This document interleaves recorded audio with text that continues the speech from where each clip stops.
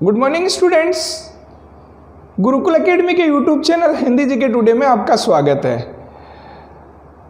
हम पढ़ रहे हैं प्रतिशतता का टॉपिक और प्रतिशतता के टॉपिक में आज का हमारा अगला पार्ट है इलेक्शन से रिलेटेड क्वेश्चन, यानी चुनाव संबंधी। प्रतिशत के टॉपिक में चुनाव से संबंधित कुछ क्वेश्चन आते हैं। आज हम उन्हें विस्तार से समझेंगे।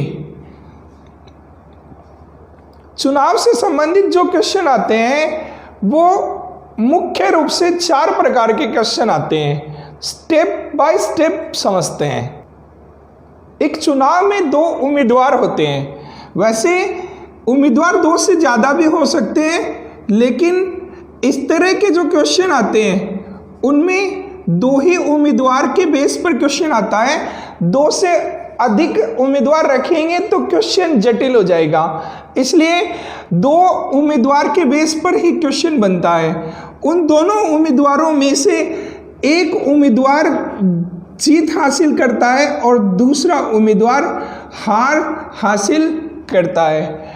और जो जीत होती है दोनों के बीच, वो दोनों के द्वारा जो प्राप्त मतों का अंतर होती है, यानी जीत और हार जो होती है वो इन दोनों के मतों का अंतर होती है। यदि कहा जाता है कि एक उम्मीदवार 4 वोटों से जीत गया, इसका मतलब क्या हुआ कि जीतने वाले उम्मीदवार के हारने वाले उम्मीदवार से 4 वोट ज़्यादा है। यही बात हारने वाले के लिए कही जाए तो हारने वाले उम्मीदवार के जीतने वाले उम्मीदवार से 4 वोट कम है। तो इस तरह की ये सिचुएशन 2 उम्मीदवारों के बेस पर बनती है, जिसमें एक उम्मीदवार जीतता है और एक उम्मीदवार हारता है। इसमें जो क्वेश्चन बनते हैं वो कुल 4 प्रकार के क्वेश्चन बनते हैं। एक एक करके हम कंप्लीटली इसे समझते हैं, ठीक है।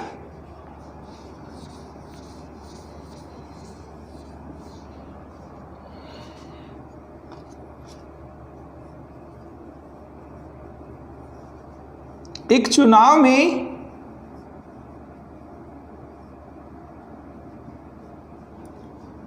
जीतने वाले उम्मीदवार को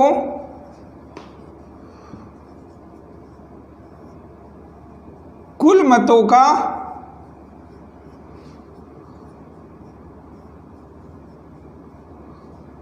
60% वोट मिले और वह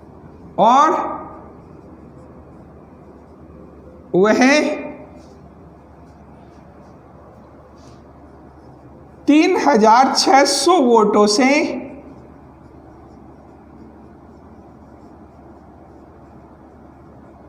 जीत गया।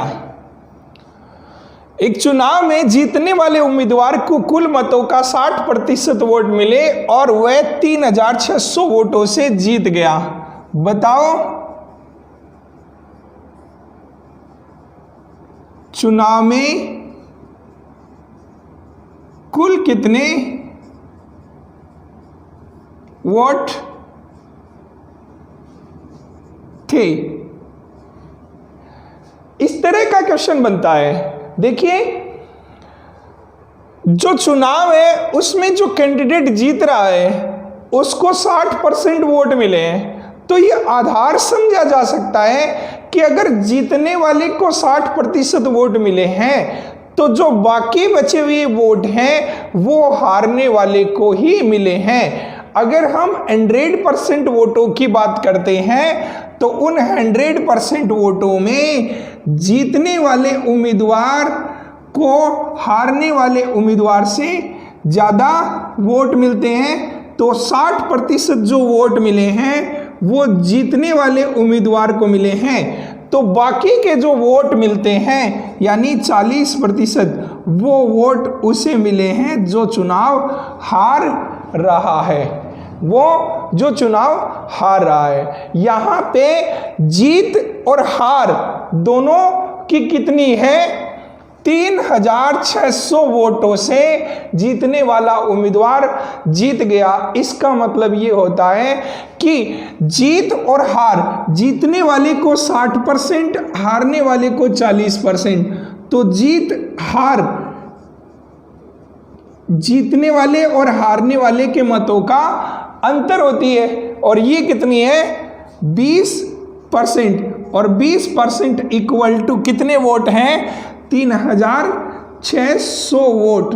अब 20% बराबर 3600 होते हैं, तो 1% बराबर कितने वोट होते हैं? 180 वोट। 1% बराबर 180 वोट, तो 100% बराबर कितने हो गए?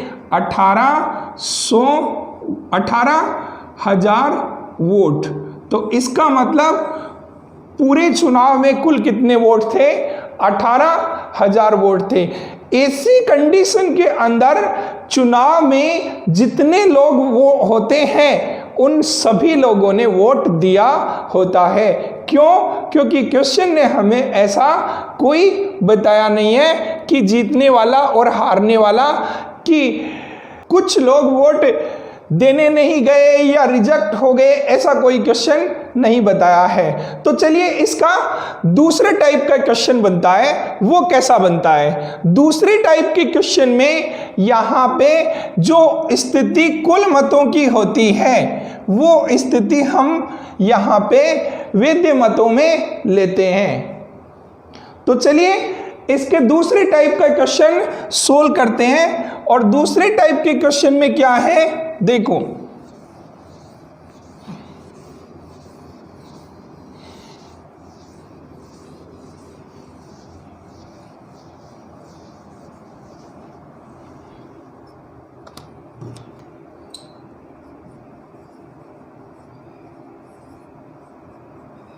एक चुनाव में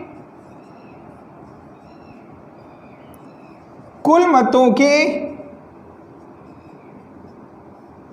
10% लोगों ने अपने मतों का प्रयोग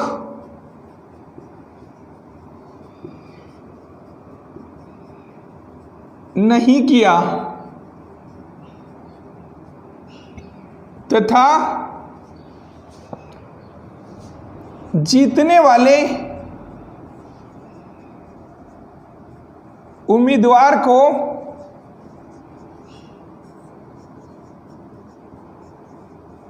कुल मतों का 60% मत मिले तथा वह 3600 वोटों से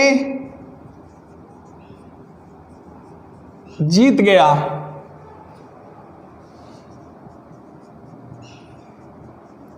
बताओ मतदाता सूची में मतों की संख्या क्या है?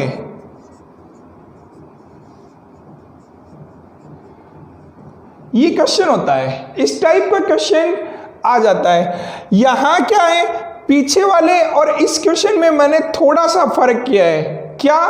पीछे वाला क्वेश्चन ये था कि चुनाव में 60% वोट जीतने वाले को मिले थे, तो हमने पता लगा लिया कि 40% हारने वाले को, और जीत और हार 20% की हो गई थी।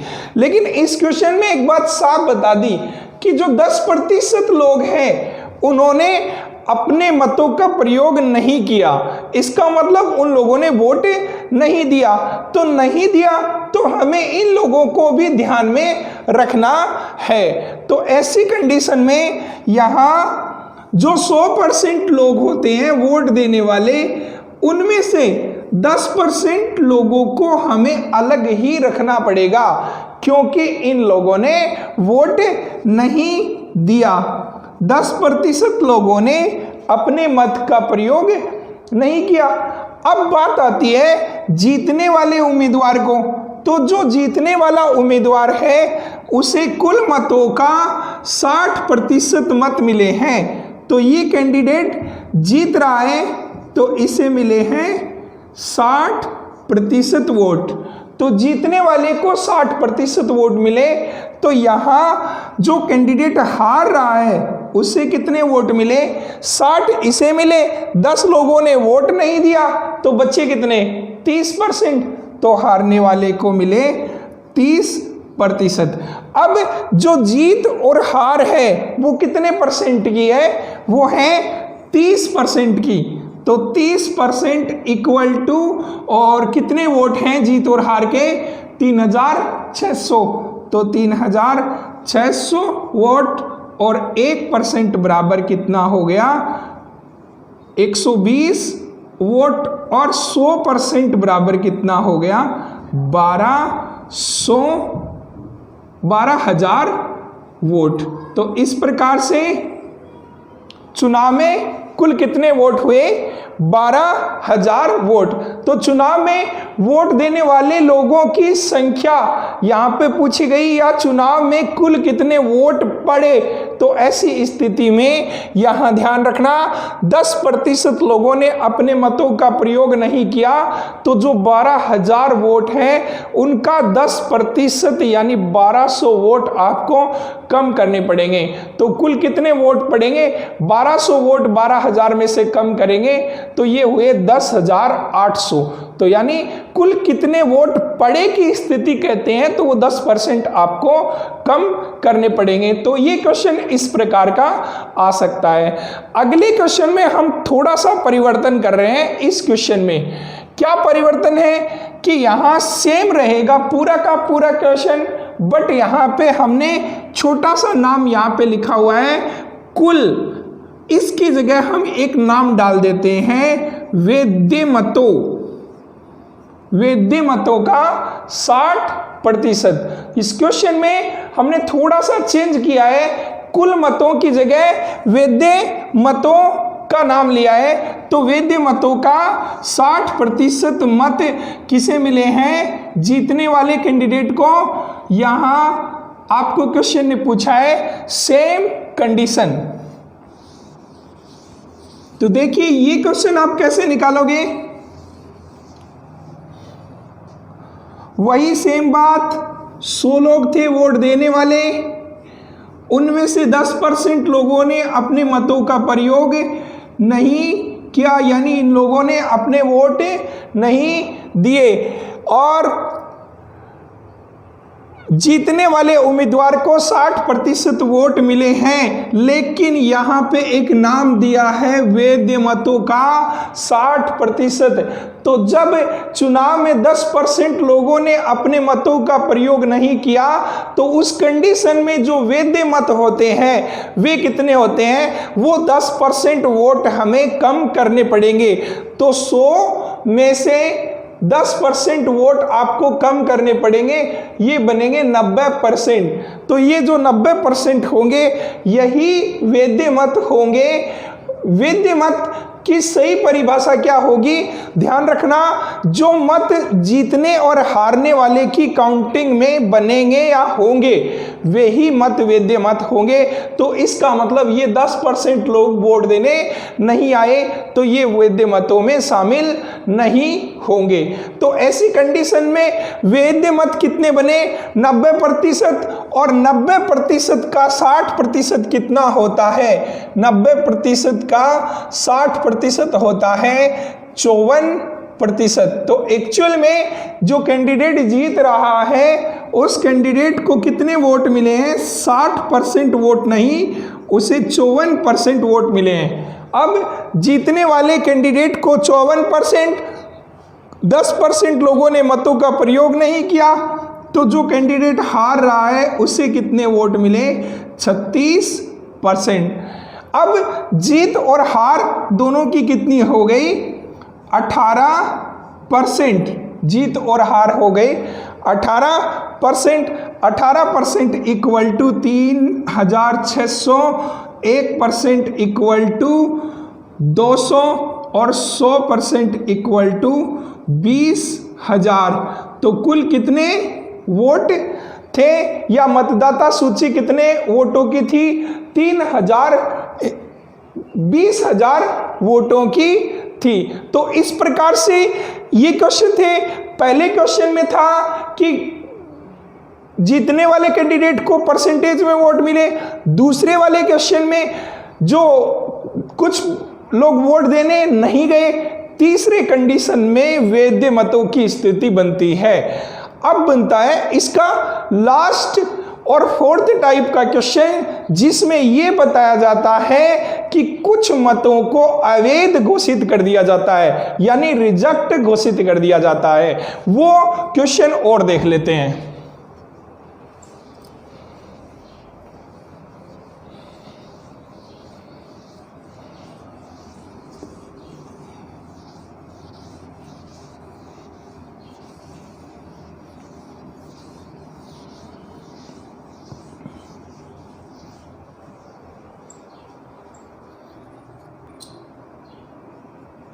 एक चुनाव में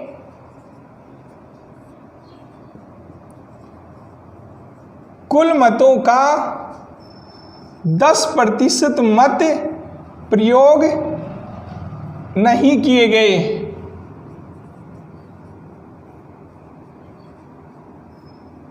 तथा 60 वोट अवैध घोषित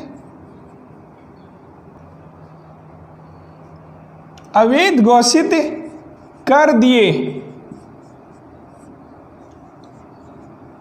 जीतने वाले उम्मीदवार को कुल मतों का 47% मत मिले और वह 308 वोटों से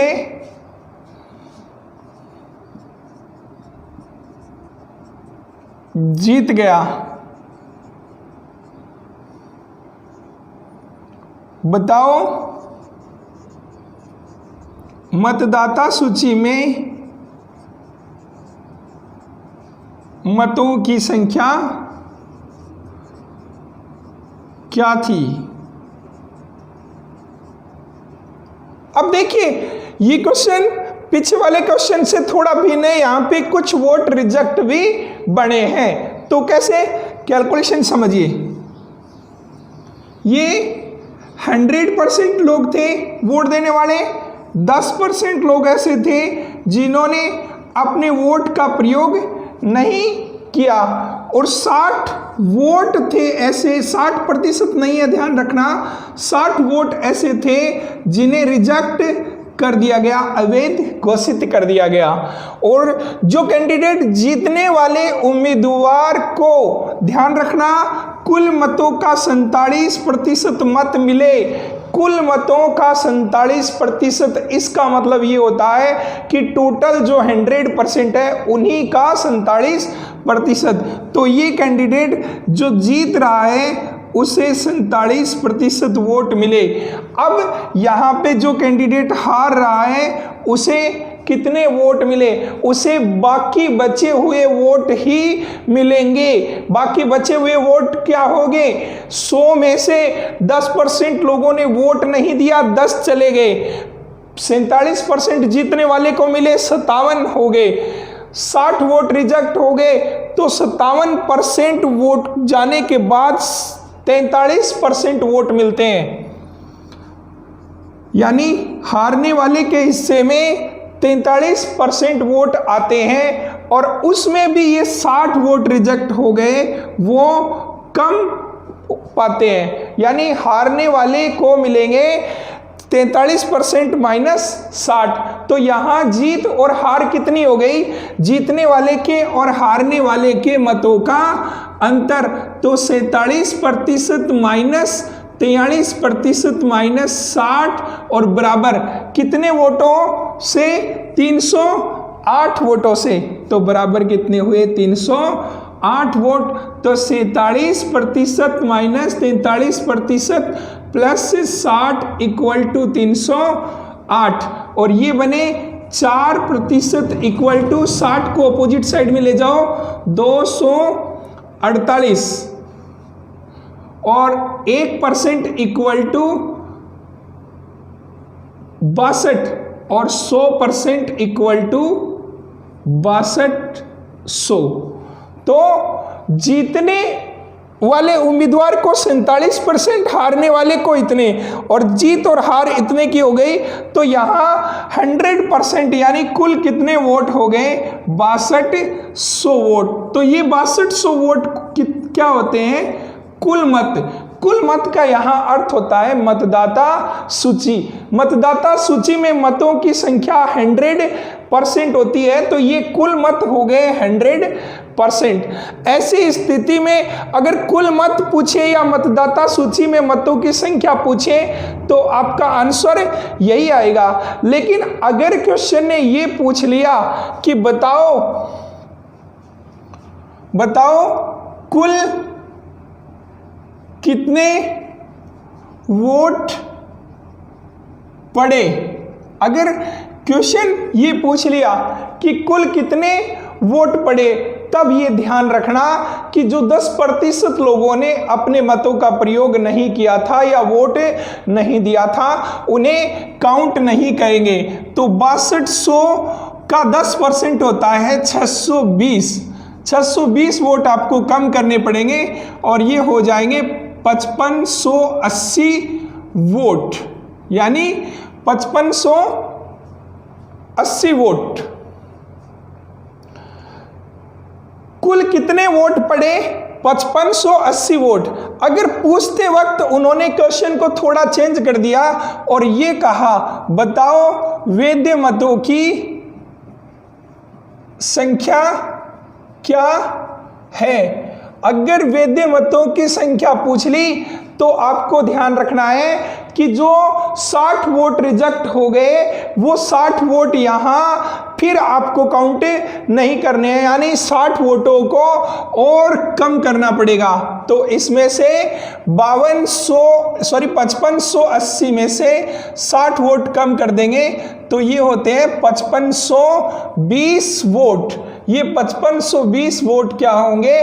वैध मत होंगे। तो इस तरह से ये परसेंटेज का चुनाव से संबंधित पार्ट कंप्लीट होता है और इसके जितने भी क्वेश्चन आप सोल्व करना चाहें सोल्व कर सकते हैं। ये जो मैंने 4 मेथड्स आपको बताए हैं इन्हीं से सारे क्वेश्चन सोल्व हो जाएंगे। अब आप घर पे इनकी प्रैक्टिस करना, यदि कोई क्वेश्चन समझ में नहीं आता है तो आप पूछ सकते हैं, आपका एक भी क्वेश्चन इनसे बाहर नहीं जाएगा। अब इस प्रतिशतता का एक लास्ट छोटा सा पार्ट बचा हुआ है पॉपुलेशन। उस पॉपुलेशन के पार्ट को और कुछ 5-4 क्वेश्चन डाउट्स के हैं बच्चों के, वो हम लेकर कल उपस्थित होंगे। तो तब तक के लिए जय हिंद, जय भारत।